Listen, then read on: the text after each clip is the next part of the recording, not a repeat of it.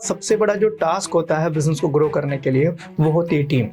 अगर आपने एक अच्छी टीम बनाना सीख लिया, लोगों से काम कैसे लेना है, लोगों को ढूंढ के लाना कैसे है, लोगों को तैयार कैसे करना है, ये चीजें अगर आपने सीख ली तो आपके बिजनेस का लगभग 90% काम हो गया। ऑनर्स का जो माइंड सेट है ना, वो एक मतलब ऐसा हो गया कि मैंने नौकर हायर किया है और मैं जितना चाहूँ उसको उतना चूज लूँ। जब तक आप अपनी टीम को अपने पार्टनर नहीं बनाओगे, आप उसको रिस्पेक्ट नहीं दोगे, आप उसको वैल्यू नहीं दोगे, तो वो बंदा आपके लिए काम क्यों करेगा।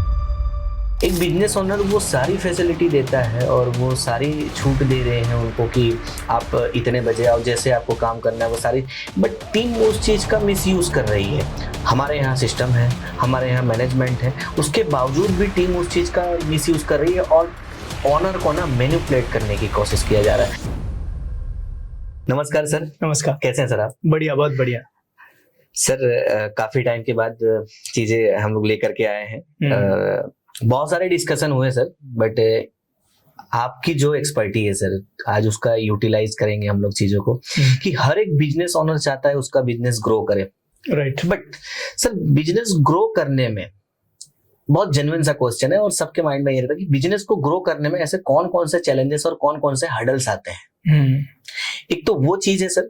दूसरी कि जो वो चैलेंजेस और जो हर्डल्स वो फेस कर रहे हैं उसको सॉर्ट आउट करने के लिए क्या क्या स्ट्रेटेजीज होनी चाहिए। ठीक है। इसमें अगर हम डिफाइन करने जाएंगे तो सर बहुत सारे बिजनेस आ जाते हैं उसके अंदर, चाहे वो एक डीलर हो, डिस्ट्रीब्यूटर हो, मैन्युफैक्चर। नमस्कार सर। नमस्कार। कैसे हैं सर आप? बढ़िया, बहुत बढ़िया सर। काफी टाइम के बाद चीजें हम लोग लेकर के आए हैं। बहुत सारे डिस्कशन हुए सर, बट आपकी जो एक्सपर्टी है सर, आज उसका यूटिलाइज करेंगे हम लोग चीजों को कि हर एक बिजनेस ओनर चाहता है उसका बिजनेस ग्रो करे। Right. But sir, business grow करने में बहुत जेन्युइन सा क्वेश्चन है और सबके माइंड में ये रहता है कि बिजनेस को ग्रो करने में ऐसे कौन कौन से चैलेंजेस और कौन कौन से हर्डल्स आते हैं। एक तो वो चीज है सर। दूसरी कि जो वो चैलेंजेस और जो हर्डल्स वो फेस कर रहे हैं उसको सॉर्ट आउट करने के लिए क्या क्या स्ट्रेटेजीज होनी चाहिए। ठीक है। इसमें अगर हम डिफाइन करने जाएंगे तो सर बहुत सारे बिजनेस आ जाते हैं उसके अंदर, चाहे वो एक डीलर हो, डिस्ट्रीब्यूटर हो, मैन्युफैक्चरर हो, रिटेलर हो, तो इसमें हर कोई आ जाता है सर। तो आपके पॉइंट ऑफ व्यू से जानना है कि सर कि ये क्या क्या चीजें हैं और इस पे कैसे वर्कआउट किया जा सकता है। मतलब आपका सवाल ये है कि बिजनेस को ग्रो करने में कौन कौन से हर्डल सबसे ज्यादा फेस करते हैं इंडियन बिजनेस जी। राइट। देखो, बिजनेस को ग्रो करने के लिए सबसे ज्यादा जो मेन चैलेंज जो आता है किसी भी कंपनी को, वो आता है टीम बनाने में। राइट। कई बार लोग ये कहते हैं कि मेरे पास अच्छी प्रोडक्ट होगी तो मेरा बिजनेस ग्रो हो जाएगा, मेरी अच्छी सर्विस होगी तो मेरा बिजनेस ग्रो हो जाएगा, या मेरा फाइनेंस बहुत अच्छा होगा तो मेरा बिजनेस ग्रो हो जाएगा। मैं कहता हूं कि ये सब चीज जरूरी है, लेकिन इन सबसे पहले चीज जो जरूरी है वो होती है टीम। देखो, आपके पास प्रोडक्ट है, आपके पास सर्विस है, आपके पास फाइनेंस है, सब कुछ है, लेकिन उसको एग्जीक्यूट करने के लिए लोग नहीं है। राइट। तो आज के टाइम पे सबसे बड़ा जो चैलेंज है ना, वो टीम है किसी भी बिजनेस को ग्रो करने के लिए। मैं ऐसे बहुत सारे बिजनेस को जानता हूं कि जिनकी प्रोडक्ट बहुत अच्छी है, जिनका फाइनेंस जो है वो बहुत स्ट्रांग है, राइट, जिनकी सर्विस भी बहुत अच्छी है, जिनके पास सब कुछ बढ़िया है, बस उनके पास अच्छी टीम नहीं है जो उन सभी चीजों को एग्जीक्यूट कर सके। अब एज एग्जांपल मानो कि कोई बिजनेस होता है, वो प्रोडक्ट बनाता है और प्रोडक्ट किसके लिए बनाता है? कस्टमर्स के लिए। एग्जैक्टली। अब कस्टमर तक प्रोडक्ट पहुंचाएगा कौन? उसकी टीम पहुंचाएगी। राइट। अब अगर वो टीम ही ना हो तो वो प्रोडक्ट कितनी भी बढ़िया क्यों ना हो, कस्टमर तक कभी नहीं पहुंचेगी। सही बात। और कस्टमर तक नहीं पहुंचेगी तो इकोनॉमी घूमेगा नहीं, और इकोनॉमी घूमेगा नहीं तो ना तो गवर्नमेंट को बेनिफिट होगा, ना तो बिजनेस ओनर को फिर बेनिफिट होगा। तो सबसे बड़ा जो टास्क होता है बिजनेस को ग्रो करने के लिए वो होती है टीम। अगर आपने एक अच्छी टीम बनाना सीख लिया, लोगों को कैसे काम पर लगाना है, लोगों से काम कैसे लेना है, लोगों को ढूंढ के लाना कैसे है, लोगों को तैयार कैसे करना है, ये चीजें अगर आपने सीख ली तो आपके बिजनेस का लगभग 90% काम हो गया। Right, correct. और लगभग इंडियन बिजनेस के अंदर अगर खास करके छोटे जो बिजनेस होते हैं, जो एमएसएमई होते हैं, उनको यही सबसे बड़ा चैलेंज है। मैं कितने सारे ऐसी दुकान को जानता हूं जिनके पास बहुत अच्छी प्रोडक्ट है, कितने सारे ऐसे प्रोडक्शन हाउसेस को जानता हूं जिनकी प्रोडक्ट बहुत जबरदस्त क्वालिटी की है, लेकिन उनके पास टीम नहीं, वो अकेले ही है। राइट। तो अकेले होने के कारण वो क्या कर रहे हैं कि वो लिमिटेड बिजनेस कर रहे हैं। एक दायरे में एक छोटा सा बिजनेस रह गया, प्रोडक्ट बहुत अच्छी है जिसकी डिमांड चाहे तो पूरी इंडिया के अंदर हो सकती है और उसको इंडिया भर में जाने का मौका मिल सकता है, लेकिन टीम ही नहीं है। सही है। तो बिजनेस को ग्रो करने का सबसे बड़ा फैक्टर होता है टीम। अगर आपके पास टीम है तो आपकी प्रोडक्ट भी बन जाएगी, आपकी प्रोडक्ट बिकेगी भी, आपके पैसे भी आएंगे, आपका सिस्टम भी बन जाएगा, आपकी हर चीज होगी। और इंडियन बिजनेसेस जो होते हैं वो सबसे ज्यादा टीम बनाने में फेल हो रहे हैं, टीम नहीं बना पा रहे। बिल्कुल सही। अब टीम नहीं बना पा रहे, इसके 2-3 कारण है। सबसे पहला कारण है सर अच्छे लोग मिलते ही नहीं है। उनका ये सवाल होता है सबसे बड़ा। राइट। और लगभग हर सेमिनार में मुझसे लोग पूछते हैं कि सर अच्छे लोगों की टीम कैसे बनाई जाए, कैसे अच्छे लोगों को ढूंढा जाए। तो मैं उनको पूछता हूँ कि यार अच्छे लोग मिलते नहीं, अच्छे लोग बनाने पड़ते हैं। आपको अपनी सिस्टम बनानी पड़ेगी कि अच्छे लोग आए और उस सिस्टम में ढल के अच्छा बन जाए। जैसे कि एज एग्जांपल मैं आपको बताता हूँ, आर्मी होती है, आर्मी के अंदर देखने जाओगे तो एक कैटेगरी, एक क्राइटेरिया होता है। राइट। कि आर्मी में भर्ती होने के लिए आपको इतना एजुकेशन चाहिए, इतनी हाइट चाहिए और फिजिकल टेस्ट आपका ऐसा चाहिए। करेक्ट। राइट। ये कुछ क्राइटेरिया होती है कि आर्मी के अंदर आप भर्ती हो जाए। वो सैनिक नहीं होता है, वो तो एक जस्ट एक आम इंसान होता है जिसने आर्मी की कैटेगरी को या आर्मी के क्राइटेरिया को फाइनल किया, फुलफिल किया और आर्मी में भर्ती हो गया। अब वो आर्मी में भर्ती होने के बाद उसको हर चीज सिखाई जाती है।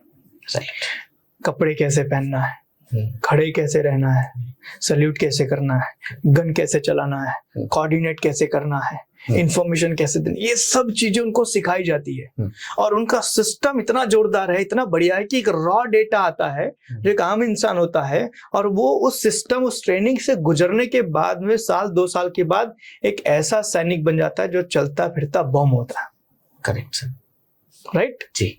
मतलब कहने का कि एक रॉ डेटा एक सिस्टम में जब जाता है उसके बाद वो जो बन के निकलता है वो जबरदस्त बन के निकलता है। सही बात है। तो यहाँ पे अच्छे बंदे नहीं ढूंढे उन्होंने तो रॉ डेटा ढूंढा। तो मैं यही कहता हूं लोगों को कि एक बिजनेसमैन अगर आर्मी की तरह अपने सिस्टम को मजबूत बना ले कि मेरे वहां पर कोई आम इंसान भी आएगा तो मेरा सिस्टम इतना स्ट्रांग है कि उस सिस्टम में आने के बाद वो एक अच्छा खासा बेहतर बिजनेसमैन या बेहतर पर्सन बन के निकलेगा। करेक्ट।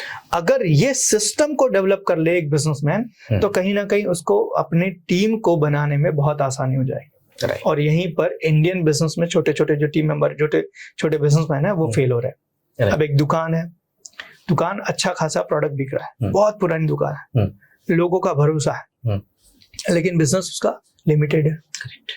वो मल्टीपल आउटलेट खोलना चाहता है लेकिन नहीं खोल पा रहा है। क्यों? उसके पास टीम ही नहीं है। राइट। अब टीम क्यों नहीं है? वो सोच रहा है कि मेरे जैसा बंदा बाहर से मिल जाए, बाहर से बंदा उसको उसके जैसा मिलेगा नहीं, और वो खुद तैयार कर नहीं पा रहा। राइट।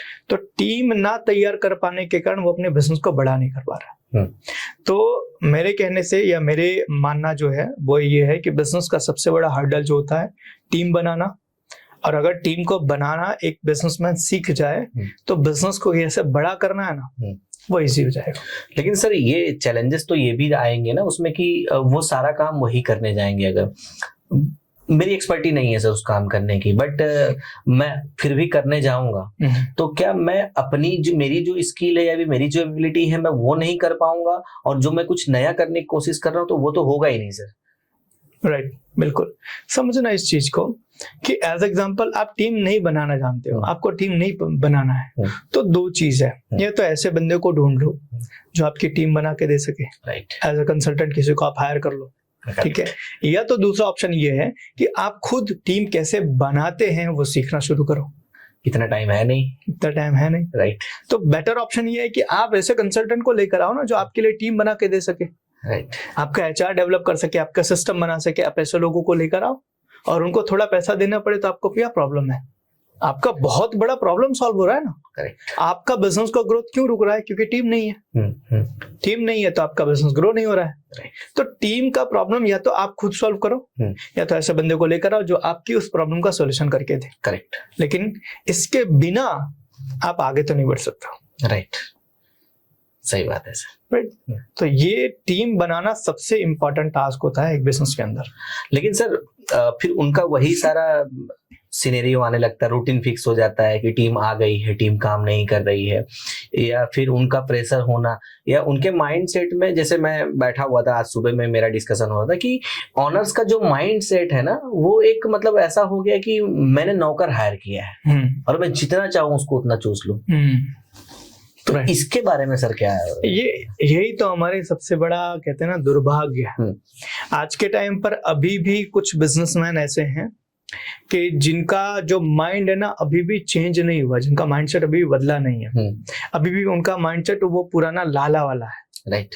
कि एक लाला होता था जिसका जो मोटा सा होता था, पेट बाहर निकला होता था और वो अपने नौकरों से खूब काम करवाता था और उसको कुछ भी नहीं देता था। ठीक है, अभी भी उनका माइंडसेट उस तरीके से बना हुआ है। तो आज के टाइम पर ये माइंडसेट बदलना बहुत जरूरी है। आज आप टीम को अपना नौकर नहीं, अपना पार्टनर बना के रखो। जब तक आप अपनी टीम को अपने पार्टनर नहीं बनाओगे, आप उसको रिस्पेक्ट नहीं दोगे, आप उसको वैल्यू नहीं दोगे, आप उसको है ना उसकी जो रिक्वायरमेंट वो फुलफिल नहीं करोगे, तो वो बंदा आपके लिए काम क्यों करेगा? राइट। समझो ना इस चीज को। वो एक पुरानी कहावत है कि यार एक कुत्ते को एक रोटी भी डालो ना तो वफादार हो जाता है। राइट। सही है। लेकिन उसी कुत्ते को ज्यादा परेशान करोगे तो वो काटेगा, काट ले भी लेगा। सही है। तो सिंपल सी चीज है आज के टाइम पे। आप बिजनेस कर रहे हो और बिजनेस के अंदर आपकी टीम है, तो आपकी टीम को आप वो पुराने माइंडसेट से टैकल करना छोड़ दो। करेक्ट। उसमें से बाहर निकलो। आज आपकी टीम का बंदा आपके लिए बहुत कुछ कर सकता है, लेकिन क्यों नहीं कर रहा है? क्योंकि हो सकता है कि उसकी कुछ रिक्वायरमेंट को आप फुलफिल नहीं कर रहे हो। सही बात। हो सकता है उसको जो वैल्यू चाहिए वो आप नहीं दे रहे हो। सही बात। तो अगर आप उसको वैल्यू देना शुरू करोगे, उसको भी अपने सही तरीके से ट्रीट करना शुरू करोगे, उसका भी ग्रोथ दिखाओगे, उसकी जिंदगी में भी आप थोड़ा बहुत इंटरेस्ट लोगे, उसकी प्रॉब्लम को सॉल्व करोगे, तो वो आपके लिए बहुत कुछ कर सकता है।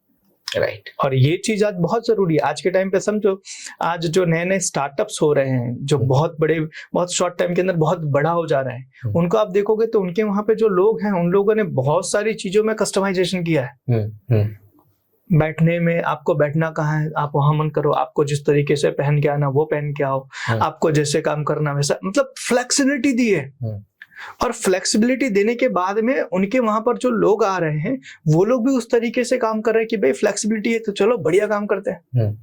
तो आपको माहौल बनाना पड़ेगा। सही। और वो पुराना माइंडसेट में से बाहर आना पड़ेगा। राइट। सर इन सब चीजों में देखिए, ये तो आप जो बता रहे हैं ठीक है सर, एक मतलब आपने सपोर्ट कर दिया टीम को उस जगह पे लेकर के, लेकिन एक बार एक बिजनेस ओनर की जगह पे रह करके अगर हम देखें, एक बिजनेस ओनर वो सारी फैसिलिटी देता है और वो सारी छूट दे रहे हैं उनको कि आप इतने बजे आओ, जैसे आपको काम करना है वो सारी, बट टीम उस चीज का मिसयूज कर रही है। हमारे यहाँ सिस्टम है, हमारे यहाँ मैनेजमेंट है, उसके बावजूद भी टीम उस चीज का मिसयूज कर रही है और ऑनर को ना मैनिपुलेट करने की कोशिश किया जा रहा है। तो ऐसे में सर तो वो तो डिस्टर्ब हो ही रहे हैं, साथ साथ में उनका जो मतलब ग्रोथ माइंडसेट वाला था वो एक एवरेज बन के रह गया। तो इसमें से वो बाहर नहीं निकल पा रहे। तो सबसे बड़ा चैलेंजेस तो सर ये है। देखो एक सिंपल सी चीज है, जो आप बिजनेस करने के लिए निकलते हो ना, तो आपके लिए सबसे बड़ा जो कहते हैं ना जवाबदारी बन जाती है आपको, वो होती है लीडरशिप की। ठीक है, वो आपके लिए सबसे ज्यादा इंपॉर्टेंट हो जाती है लीडरशिप। लीडरशिप का मतलब ये है कि आप अपनी टीम के अंदर अच्छा करो, अच्छा कर रहे उनको सपोर्ट करो और बुरा करने वाले को पनिश करो। राइट। ये बहुत जरूरी है। देखो हमारा एक प्रोग्राम करते हैं लीडरशिप डेवलपमेंट, वहां पे हम लीडरशिप के बारे में बात करते हैं। अच्छा। तो वहां पर 3 चीजें हम बताते हैं। पहला कि लीडरशिप जो होता है वो 3 तरह का होता है। पहला होता है हार्ड लीडरशिप, दूसरा होता है सॉफ्ट लीडरशिप और तीसरा होता है सिचुएशनल लीडरशिप। ये बहुत जरूरी है। अब हार्ड लीडरशिप का मतलब क्या हो गया कि आप इतने हार्ड बन जाओ कि सामने वाले जितने भी लोग काम करने वाले हैं ना, वो आपको देखकर डरे। एक डर का माहौल बना के रखो। ठीक है, मतलब जब मन करे तब फायर कर दो, जब मन करे तब उसको कुछ बोल दो, मतलब वो कहते तानाशाह वाला। राइट, हिटलर टाइप का। तो एक हो गया हार्ड लीडरशिप, दूसरा हो गया सॉफ्ट लीडरशिप। सॉफ्ट लीडरशिप का मतलब आपने लोगों को इतनी ज्यादा लिबर्टी देके रखी है कि वो आपका नुकसान भी कर रहे हैं फिर भी आप कुछ नहीं बोल पा रहे हो। राइट। वो आपको तकलीफ दे रहे हैं फिर भी आप कुछ नहीं बोल पा रहे हो। क्यों नहीं बोल पा रहे हो? क्योंकि आपको डर आ गया है कि कहीं छोड़कर ना चला जाए। कहीं कुछ गलत ना कर दे, काम ना रुक जाए। काम ना रुक जाए। तो ये होता है सॉफ्ट लीडरशिप। और तीसरा होता है सिचुएशनल लीडरशिप, कि जहां पर मुझे सॉफ्ट बनने की जरूरत है मैं वहां सॉफ्ट रहूंगा, लेकिन जहां पर गलत हो रहा है और हार्ड बनने की जरूरत है तो मैं हार्ड बनूंगा। राइट।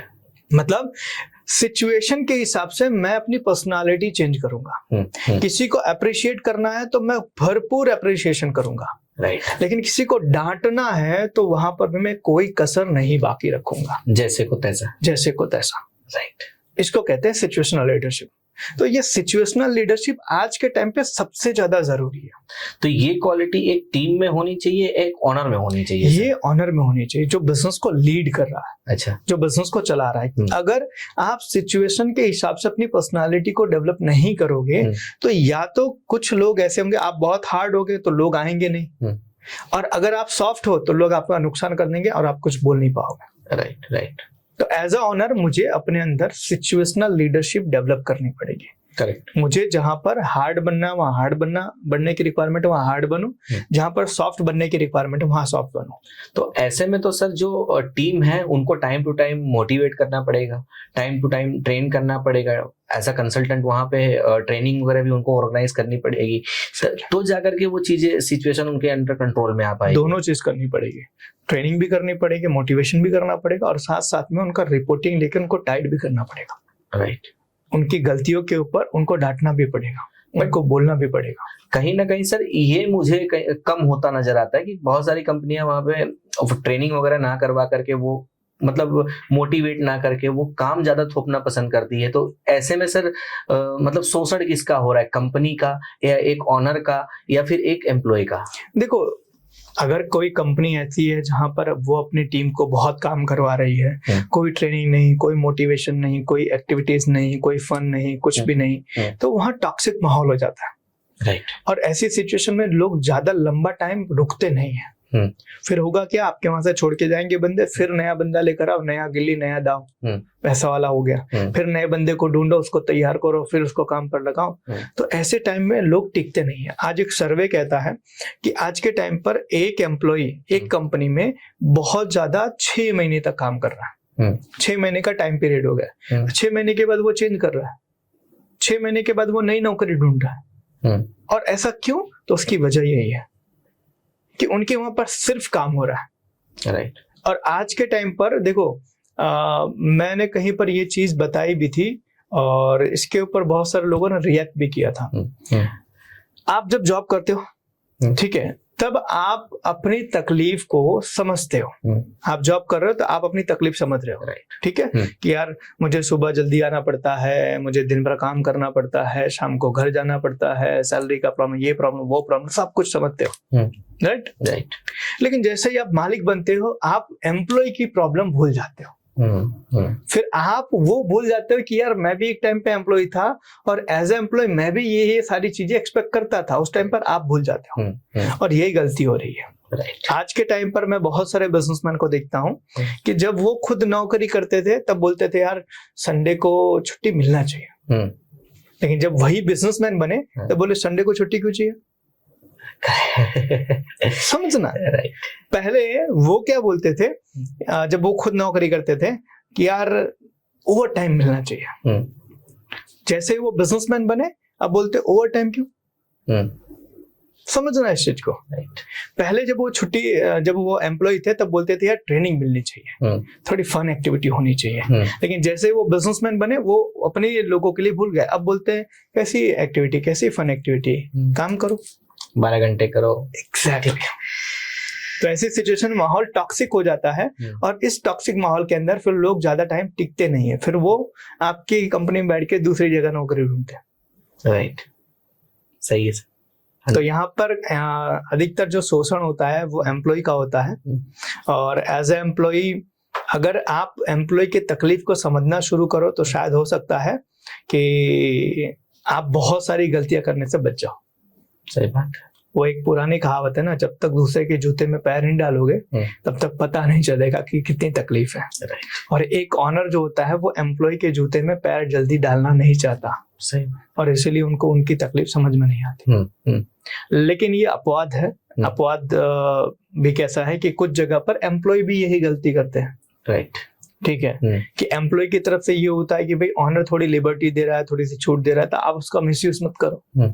उसका मिसयूज करना शुरू कर देते हैं। राइट, तो वहां पर दोनों को समझना बहुत जरूरी है। देखो, बिजनेस ग्रो होगा तो दोनों का फायदा होगा, ये समझना जरूरी है, दोनों का फायदा होगा। अगर जब हमने ये सोचना शुरू कर दिया मेरे को फर्क नहीं पड़ता धंधा ग्रो करे या ना, चाहे आप बिजनेसमैन हो चाहे आप एम्प्लॉय हो, राइट, जब भी आपने ये सोचना शुरू कर दिया समझना आप अपने पैर पे कुल्हाड़ी मार रहे हो, और इससे बचना चाहिए। तो पर ये तो चलिए सर, जो बहुत पुराने समय से बिजनेस करते आ रहे हैं और उनको क्या क्या चेंजेस करने चाहिए वो आपकी तरफ से चीजें समझ में आ रही है। बट जो पुराने लोग काम कर रहे थे, अब उनकी दूसरी पीढ़ी भी होगी, उनके बच्चे भी होंगे, या फिर जो नए नए एंटरप्रेन्योर्स बन रहे हैं, तो उनको कौन सी गलतियां करने से बचना चाहिए? हाँ, स्टार्टिंग में ये बहुत इम्पोर्टेंट सवाल है। देखो, खास करके ये फैमिली बिजनेस में होता है। तो पहली चीज जो करनी चाहिए वो ये है कि अगर आप अपना फैमिली बिजनेस ज्वाइन कर रहे हो तो आपको सबसे पहले डायरेक्टली ऑनर की सीट पर बैठने से बचना चाहिए। 100% सबसे पहले चीज आपको ये करना से बचना चाहिए। अब लोग बोलेंगे क्यों, मैं तो ऑनर का बेटा, तो ऑनर ही बनूंगा ना। तो आप ऑनर ही हो, लेकिन शुरुआत आप नीचे से करो। और नीचे से क्यों करना है? क्योंकि नीचे से आप करोगे ना तो कहाँ कहाँ क्या क्या तकलीफ होती है, कहाँ कहाँ पे क्या क्या परेशानियां होती है, उन सभी चीजों को आप जान पाओगे, ऑब्जर्व कर पाएंगे डीप में। कैबिन में बैठ के या ऑनर की सीट पे बैठ के नीचे क्या तकलीफ हो रही है आपको समझ में नहीं आएगा। आपको एक बार पहले नीचे जाना पड़ेगा। सही बात। और इसीलिए आज के टाइम पर आप देखोगे तो जितने भी बहुत बड़े बड़े बिजनेसमैन है ना, उनके बच्चों को वो अपनी फैक्ट्री में या अपनी कंपनी में लाने से पहले वो नौकरी करवाते हैं। ये बहुत अच्छा, और इसमें बहुत सारे फेमस जो लोग हैं उन लोगों ने इन चीजों के ऊपर काम किया। जैसे बराक ओबामा, वो अपनी बेटी को पिज्जा हट में काम करवा रहे थे, एक पिज्जा की शॉप में काम करवा रहे थे। राइट, समझो। अनिल अंबानी ने अपने बेटों को अपनी ही कंपनी के अंदर एक एग्जीक्यूटिव के शुरुआत से उन्होंने काम करवाया। ऐसे बहुत सारे हैं, जैसे कि हमारे सूरत गुजरात में ही है जो धोड़किया ब्रदर्स हैं, तो उनके बच्चे जब आते हैं अपने फैमिली बिजनेस ज्वाइन करने तो उनसे पहले उनका टेस्ट होता है। उनको 5,000 रुपये दिए जाते हैं और 5,000 रुपए के अंदर जाना होता है किसी अननोन सिटी में, जहां पे ना तो अपनी फैमिली का यूज करना है ना तो अपने पापा का नाम का यूज करना। उसी 5,000 रुपए के अंदर आपको बिजनेस शुरू करना है, उसी में से आपको पैसे बचा के भी आने हैं, और वो भी लिमिटेड टाइम में। ये उनका टेस्ट होता है। और अगर इस टेस्ट में आप पास नहीं हुए तो आपको फैमिली बिजनेस ज्वाइन करने में तकलीफ आएगी। सही। और ये इसीलिए करवाते हैं ताकि आपको वैल्यू समझ में आए छोटी छोटी चीजों का। हम राजकोट में एक कंपनी का काम कर रहे थे, कंपनी काफी बड़ी थी, 400-500 करोड़ का बिजनेस था उनका। तो उनका ऑनर का जो बच्चा है वो डायरेक्टली फैक्ट्री में मतलब आना चाहता था। तो उन्होंने वही गलतियां की कि भाई डायरेक्टली बंदे को सीट पर बिठाना शुरू कर दिया, अपनी सीट पर अपनी जगह दे दी। अब ऑनर ने, जिन्होंने शुरू किया था, उन्होंने बड़ी मेहनत से कंपनी को बिल्ड किया। राइट। अब कितनी तकलीफ आई वो बच्चे को नहीं पता है। उसको तो ऐसा लग रहा है मेरे बाप ने तो बिजनेस मेरे लिए खड़ा कर दिया, अब तो मैं सेट हो गया। राइट। अब चुटकी बजा के इशारा करके बुलाता है।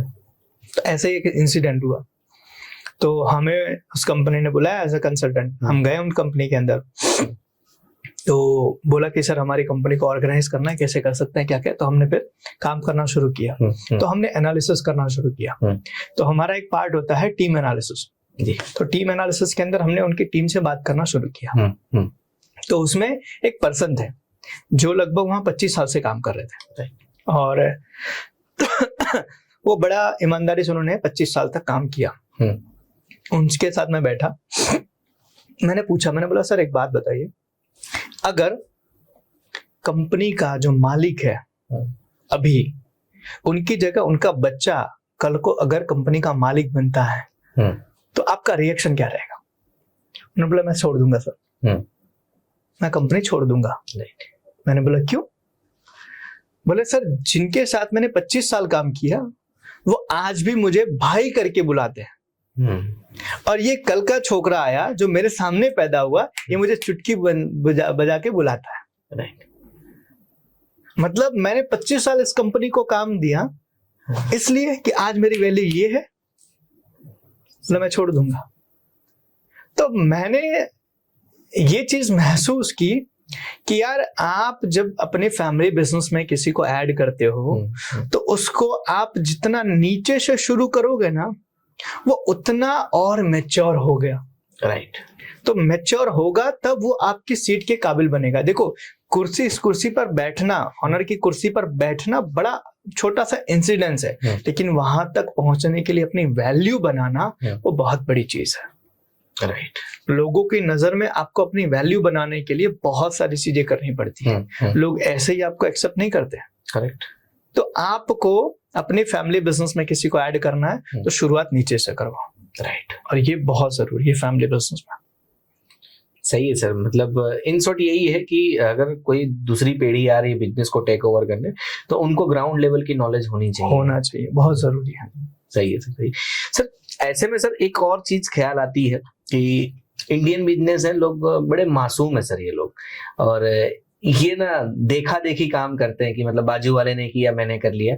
तो ऐसे में सर ये लोग परेशान हो जाते हैं। जैसे अभी मैं देखता हूँ कि ब्लिंकिट आ गया है सर, जेप्टो आ गया है, ई कॉमर्स है। ई कॉमर्स तो हालांकि बहुत सालों से है, और स्विगी है। तो रेस्टोरेंट का खाना जो है, लोग खाने के लिए जाते थे रेस्टोरेंट, बट वो घर पे आ गया, तो घर से चीजें चल जा रही है।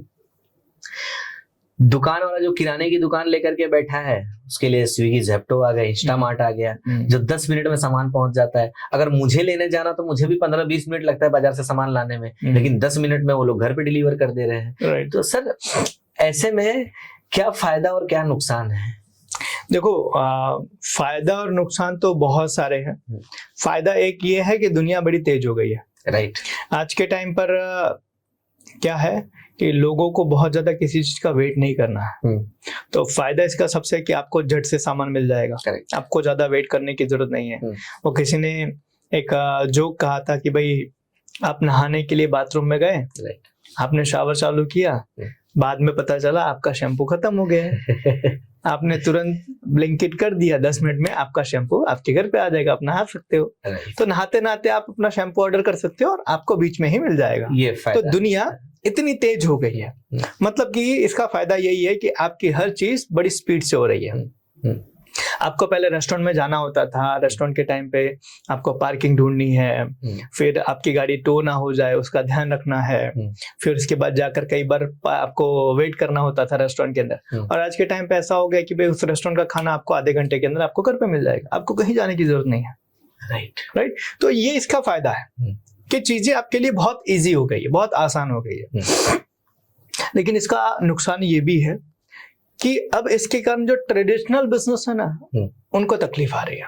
करेक्ट। मतलब जिनको टेक्नोलॉजी का नॉलेज है, जिनको आज की चीजों की समझ है, उन लोगों ने तो अपना नया बिजनेस स्टार्ट कर दिया, अपना स्टार्टअप कर दिया, और उसमें से वो बढ़िया अच्छा कर रहे हैं। लेकिन जिनको इस टेक्नोलॉजी का नॉलेज नहीं है, जिनको अभी भी इन चीजों के बारे में बहुत ज्यादा अंडरस्टैंडिंग नहीं है, तो उनके बिजनेस के अंदर दिक्कतें आने लगी। क्यों? क्योंकि जो लोग पहले दुकान जाके खरीदी करते थे, अब वो इन चीजों के कारण दुकान पर आना बंद कर देंगे।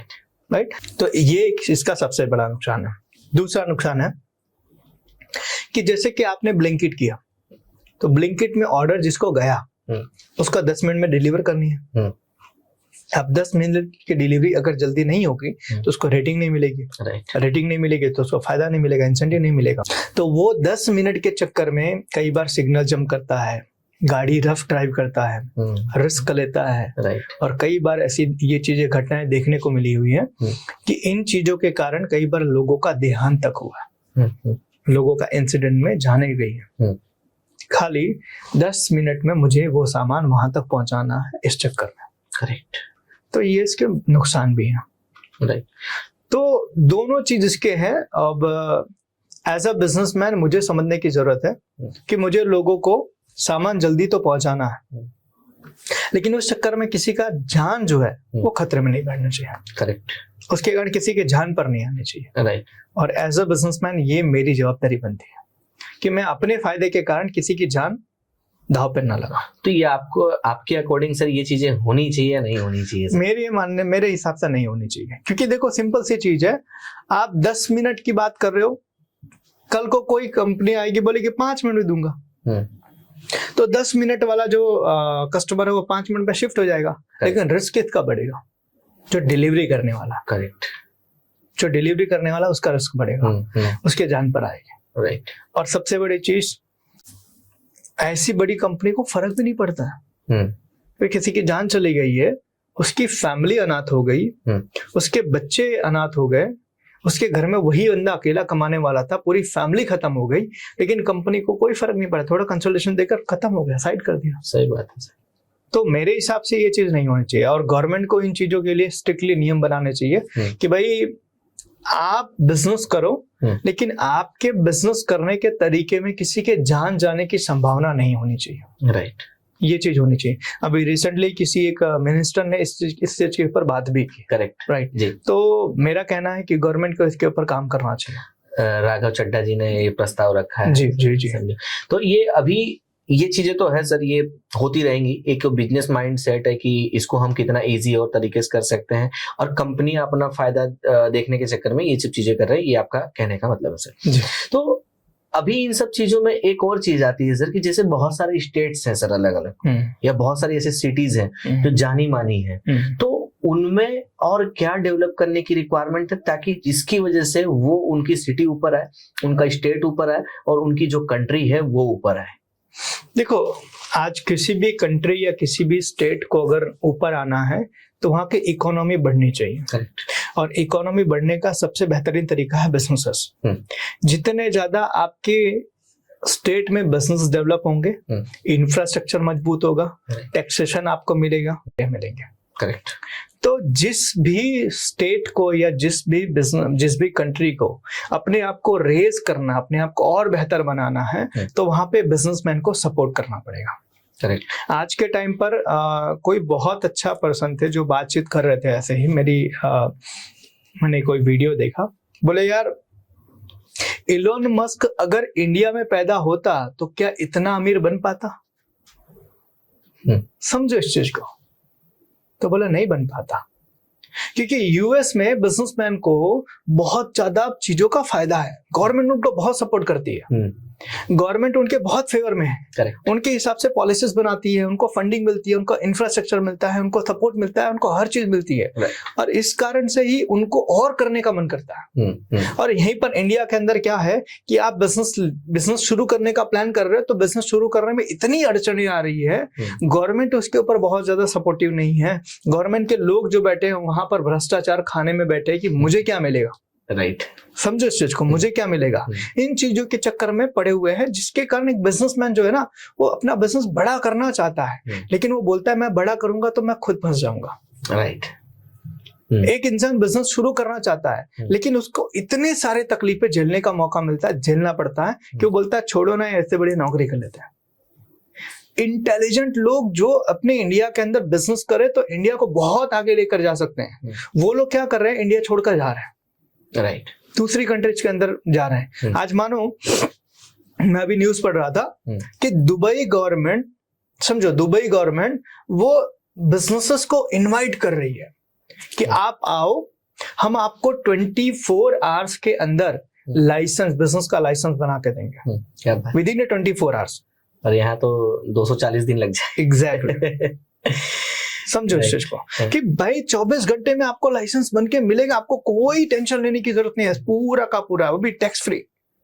गवर्नमेंट इन्वाइट करे, और बहुत सारी कंपनी अपनी ऑफिस जो है दुबई शिफ्ट कर रहे हैं। बहुत सारे लोग अपना बिजनेस जो है वो दुबई लेकर जा रहे हैं, दुबई शुरू करना चाहते हैं। तो जब तक गवर्नमेंट बिजनेसमैन को सपोर्ट नहीं करेगी ना, तब तक मैं कहता हूं कि कोई भी देश, कोई भी स्टेट ग्रो नहीं हो सकता। सर मैं आपके ही वीडियो में कहीं सुना था कि राजकोट को मिनी चाइना कहते हैं, तो वो मुझे वो चीज क्लियर नहीं हो पा रही थी कि क्यों उसको ऐसा कहते हैं, और ऐसा तो क्या है कि जो वहां के लोग वो पोटेंशियल अपनी नहीं पहचान पा रहे। जैसे मैं सूरत की बात करूं तो सूरत अपने आप में सर एक टेक्सटाइल में और डायमंड में एक बहुत बड़ा मतलब नाम रखता है कि Right. हाँ भाई यहाँ पे इस चीज है।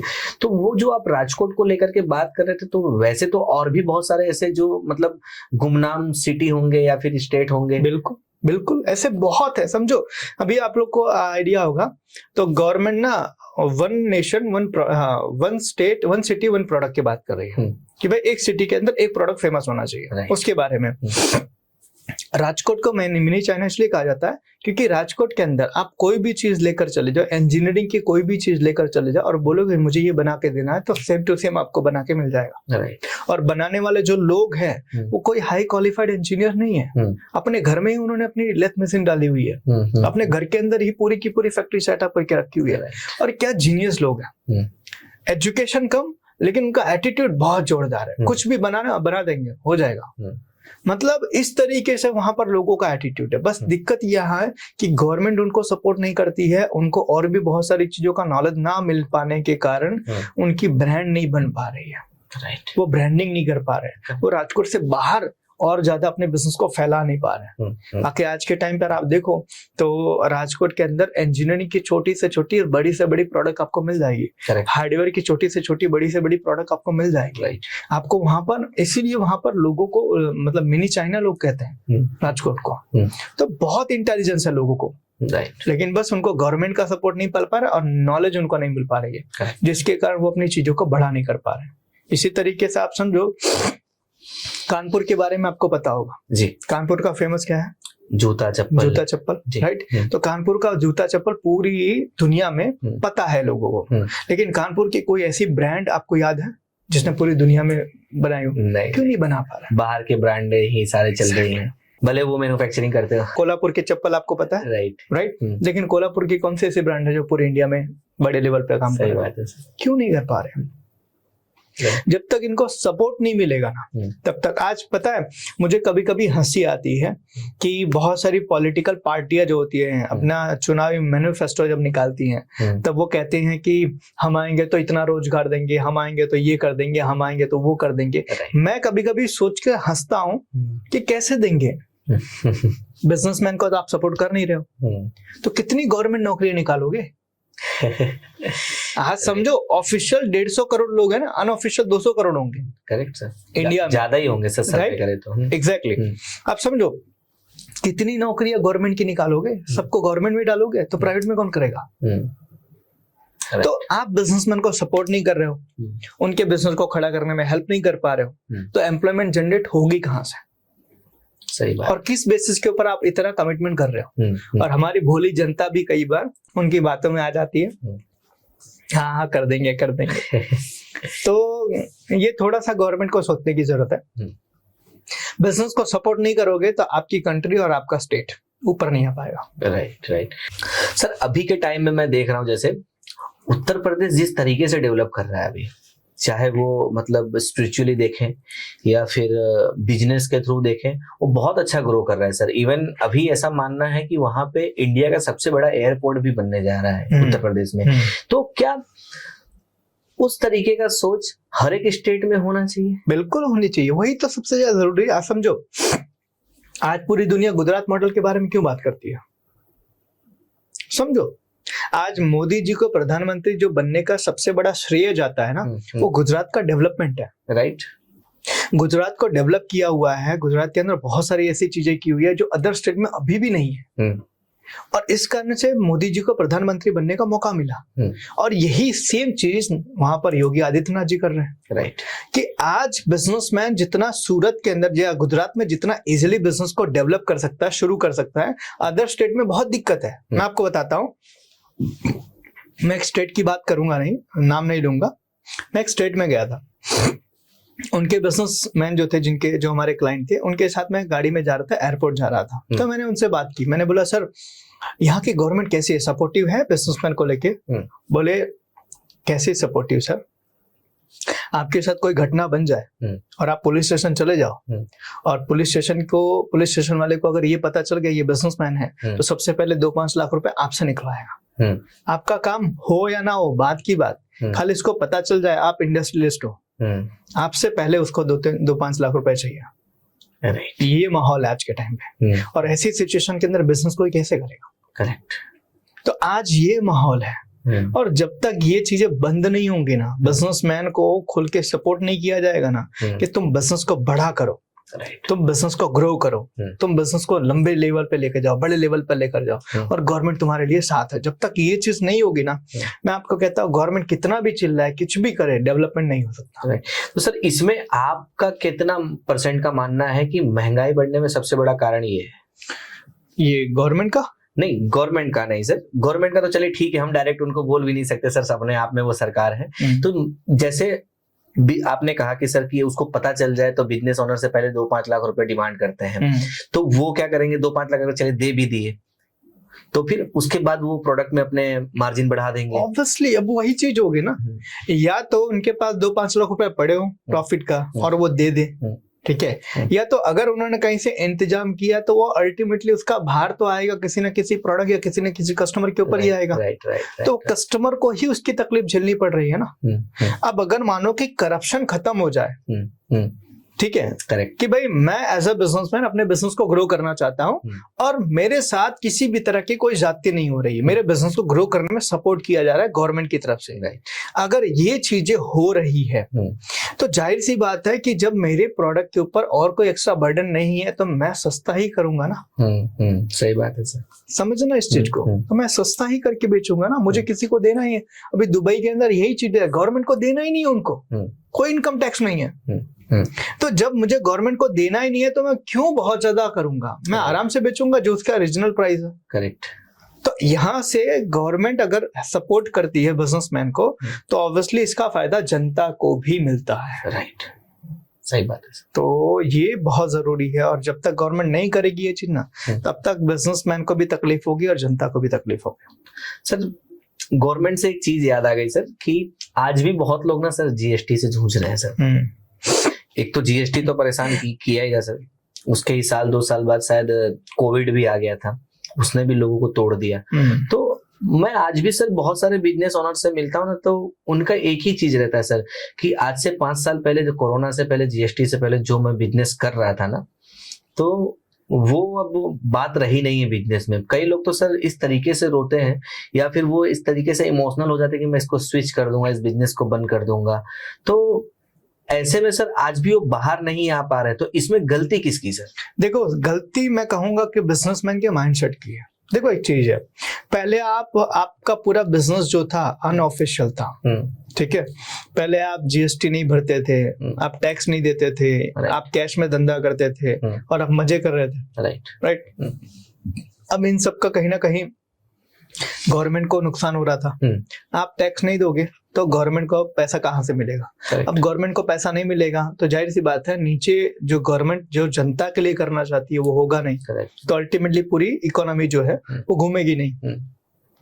जीएसटी आई, जीएसटी के बाद गवर्नमेंट को पैसा मिलना शुरू हुआ, और गवर्नमेंट को पैसा मिलना शुरू हुआ उसके बाद उन्होंने इंफ्रास्ट्रक्चर डेवलप किया। आज के टाइम पे आप देखो, आप गुजरात के छोटे से गांव छोटे छोटे गांव में चले जाओ, आपको रोडें इतनी बढ़िया मिलेंगी। अभी रिसेंटली मैं और मेरा दोस्त हम लोग गए थे बाइक से, त्र्यंबकेश्वर गए थे, नासिक, बाइक से, सूरत से।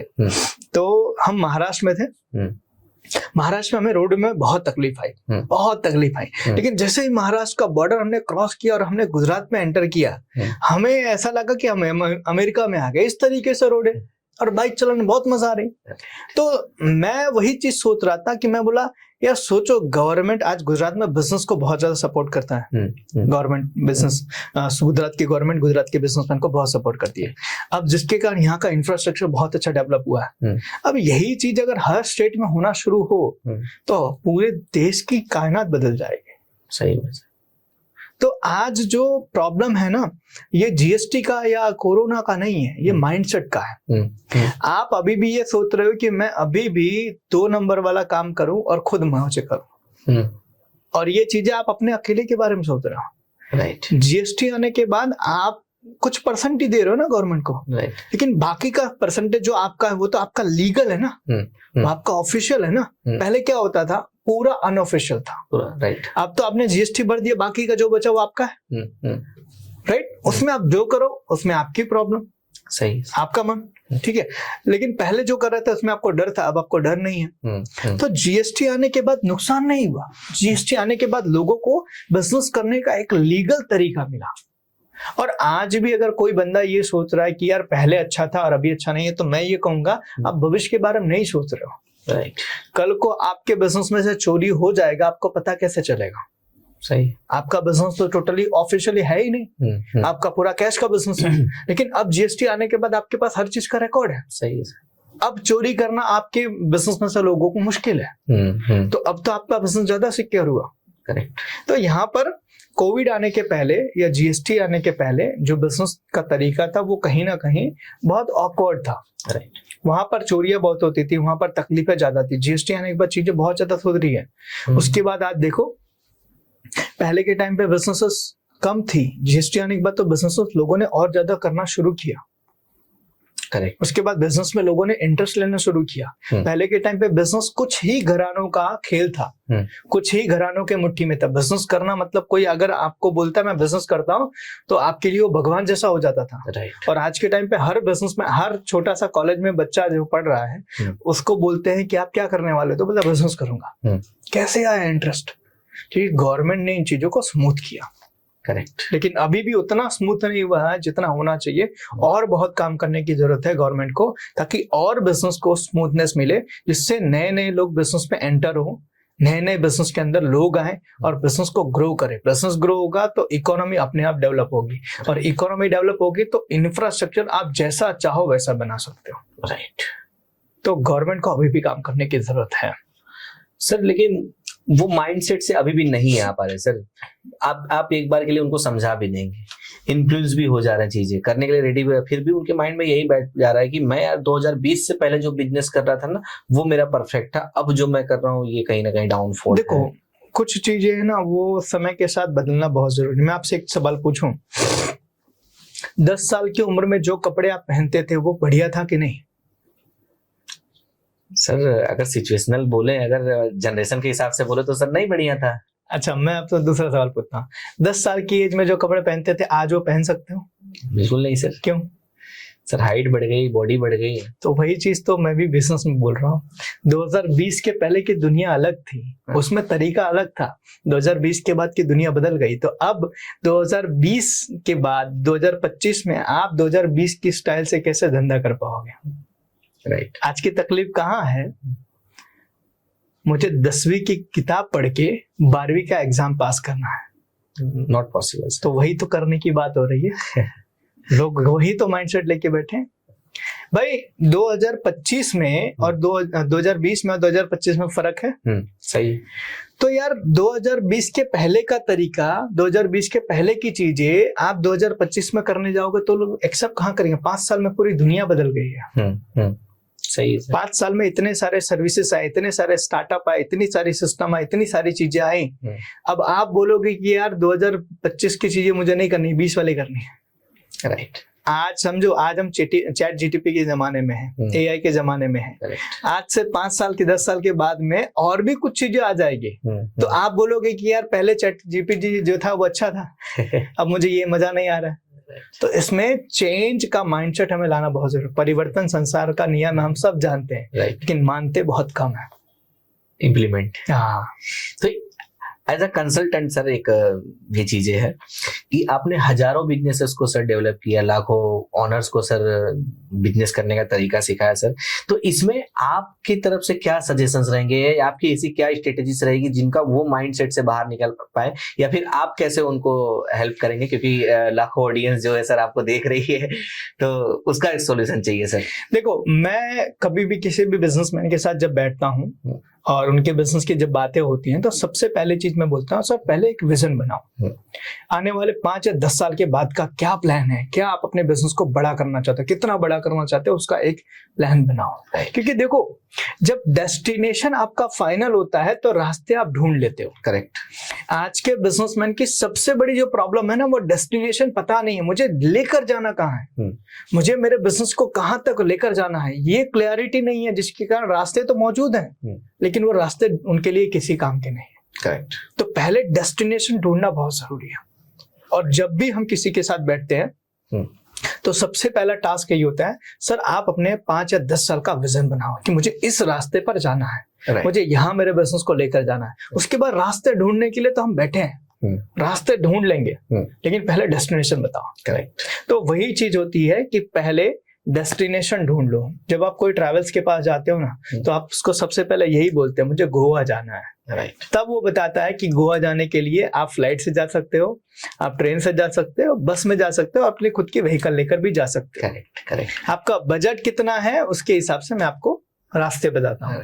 तो पहले डेस्टिनेशन बहुत जरूरी। तो बिजनेसमैन को भी सबसे पहले अपना विजन, अपना डेस्टिनेशन ढूंढना बहुत जरूरी। वो ढूंढ लोगे, वो फाइनल कर लोगे, तो आपके लिए आगे की चीजें आसान हो जाएगी। राइट। मतलब बीइंग अ बिजनेस डॉक्टर आप इसका सॉल्यूशन कर सकते हैं। ऑब्वियसली सर, हम बैठे ही उसके लिए। ठीक है सर, एक चीज और आती है कि बहुत सारे मैं ब्रांड्स को देखता हूं या फिर बहुत सारे ऐसे बिजनेस ओनर जिनका ग्रोइंग माइंडसेट होता है, तो क्यों सर वो मेट्रो सिटीज को ही टारगेट करते हैं?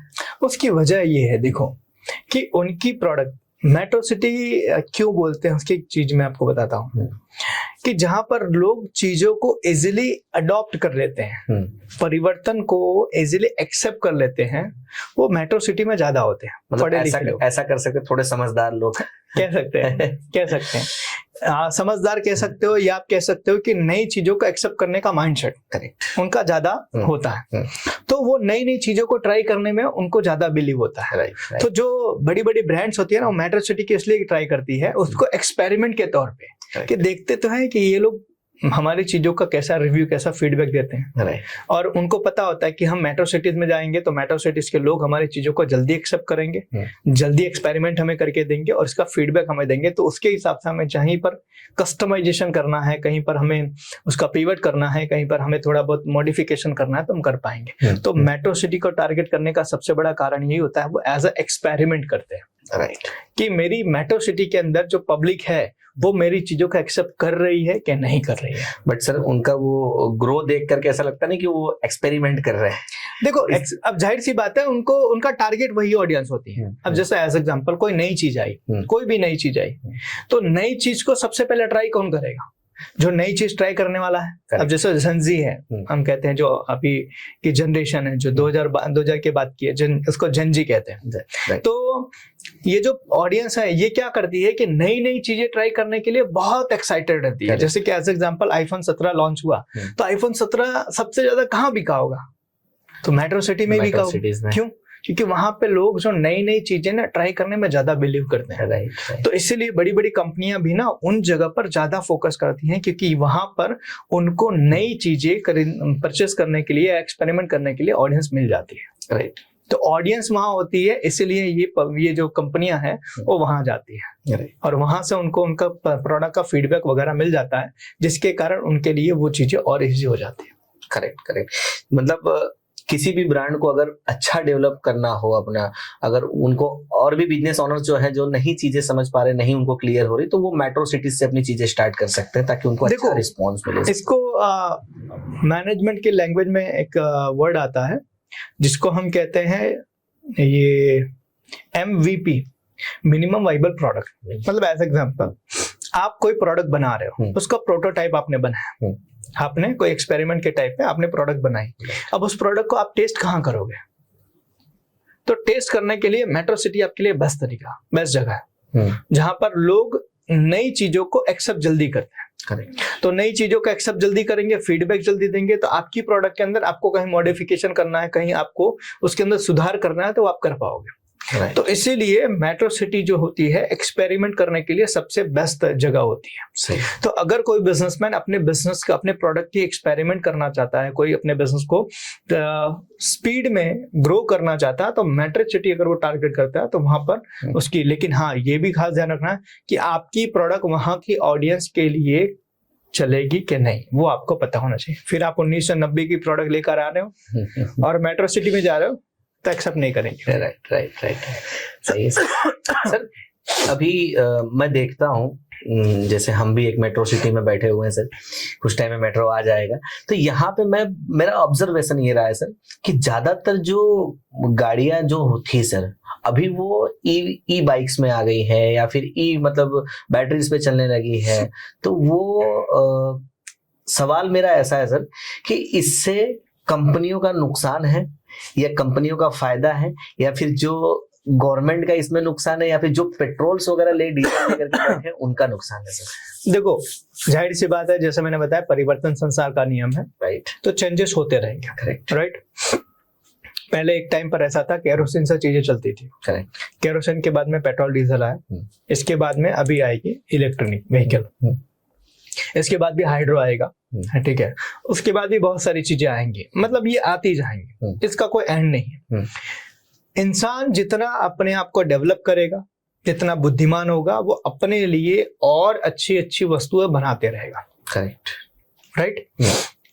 तो इससे नुकसान किसी का नहीं है।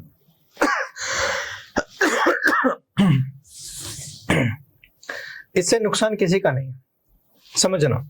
जो परिवर्तन के साथ चेंज नहीं होगा उसका नुकसान है। राइट। समय के साथ जो चेंज नहीं होगा उसका नुकसान है। बट सर, जो लाखों करोड़ों दे करके गवर्नमेंट को, आपके लैंग्वेज में जो भी बोल सकते हैं, करप्शन मतलब घूस दे करके या फिर उन्हें खर्च करके उन्होंने पेट्रोल पंप बनाया, ये सारी चीजें की, तो सर उनका बिजनेस तो सर डाउन हो जाएगा पूरा। जाहिर सी बात है, आप समझने की जरूरत है कि आपने बिजनेस सोच के किया या देख के किया। ऑब्वियसली देख के ही किया ये बिजनेस सर। राइट। वहीं पर दिक्कत होती है, जब आप अपने बिजनेस के बारे में नहीं सोच पाते हो कि मेरे बिजनेस का फ्यूचर है या नहीं है, तो कई बार आप गलत चीजें करते हो। राइट। और गलत चीजें करोगे तो जाहिर सी बात है उसमें नुकसान आपका होगा ही। करेक्ट। राइट। तो इसीलिए जितने भी लोग हैं, कि जो लोग अभी पुरानी चीजों में इन्वेस्टमेंट करके बैठे हुए हैं, लेकिन नई चीजें धीरे धीरे मार्केट में आती जा रही है, तो नई चीजें पब्लिक एक्सेप्ट जल्दी करेगी। पुरानी चीजों को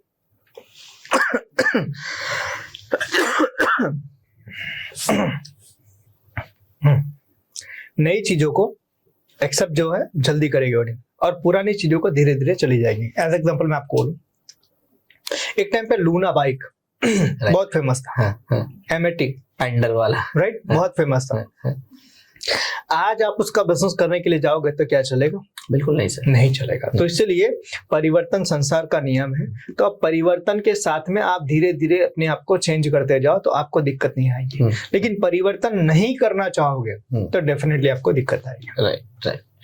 तो मतलब इससे जैसे गवर्नमेंट कहती है कि आप सारी चीजों को ईवी में लेकर के जाइए, तो इससे ये बेनिफिट होगा, या फिर जो वातावरण जो है उस पे थोड़ा सा सुधार होगा अपने को। डेफिनेटली उसमें तो होने वाला है। मैं जैसे कि देखो, ईवी के अंदर अगर हम जाते हैं तो ईवी के अंदर एक तो सबसे बड़ा पॉल्यूशन जो है वो खत्म हो जाएगा, नॉइज पॉल्यूशन है वो खत्म हो जाएगा, और लोगों के लिए चीजें इजी हो जाएंगी। करेक्ट। ठीक है, पेट्रोल वगैरह का जो है वो कंजप्शन खत्म हो जाएगा, तो धीरे धीरे चीजें इजी, मतलब वातावरण भी आपका शुद्ध हो जाएगा, नॉइज पॉल्यूशन भी उसमें आपका कम हो जाएगा। इसके अलावा पेट्रोल वगैरह की खपत वगैरह, मतलब जो हमें बाहर के देशों के ऊपर डिपेंडेंसी रखनी पड़ती है, वो भी खत्म हो जाएगी। तो ऐसे बहुत सारे बेनिफिट है। मैं वही बोल रहा हूँ, जैसे जैसे इंसान बुद्धिमान होते जाएगा, अपने आप को और बेहतर करने के नए रास्ते ढूंढ लेगा। Right right. और हमें भी उसके तरीके, उसी हिसाब से धीरे धीरे अपने आप को बदलने के लिए तैयार रहना चाहिए। करेक्ट। और सर गवर्नमेंट एक चीज और बोलती है कि आप ज्यादा से ज्यादा सोलार का यूज कीजिए, ठीक है, तो ये तो अभी भी मतलब बहुत लोग मतलब उससे अवेयर नहीं है चीजों से कि वाकई सोलार मतलब एक बिजनेस को इफेक्ट करता है या नहीं करता है। देखो, जाहिर सी बात है, नई नई टेक्नोलॉजी जो है वो इंसान की जिंदगी को और बेहतर बनाने के लिए हो रही है। राइट। अब जैसे कि सोलार का आप यूज करते हो तो आपकी बिजली जो होती है, जो आप गवर्नमेंट से बिजली लेते हो, उसमें आपको बहुत सारा रिबेट मिलता है, बहुत सारे आपको बेनिफिट मिलते हैं। करेक्ट। आपको बिल वगैरह बहुत कम आ जाता है या फिर ना के बराबर आ जाता है, तो आपके पैसे बचते हैं। करेक्ट। ठीक है। दूसरा, गवर्नमेंट को भी बिजली उत्पादन के लिए जो बहुत सारी एक्टिविटीज करनी होती है, उसके अंदर भी कमी आती है। तो आपके सोलार लगाने से गवर्नमेंट को ही फायदा हुआ, राइट, आपको ही फायदा हुआ। तो सिंपल सी चीजें, आने वाले समय में ऐसी बहुत सारी टेक्नोलॉजी आएंगी जिससे इंसान की जिंदगी और बेहतर बनेगी, और गवर्नमेंट को भी उसके साथ में हेल्प होगा। राइट। तो ऐसे ऐसे नई नई चीजें आती जाएंगी और इसके कारण बहुत सारे बेनिफिट्स होने वाले हैं। Correct correct.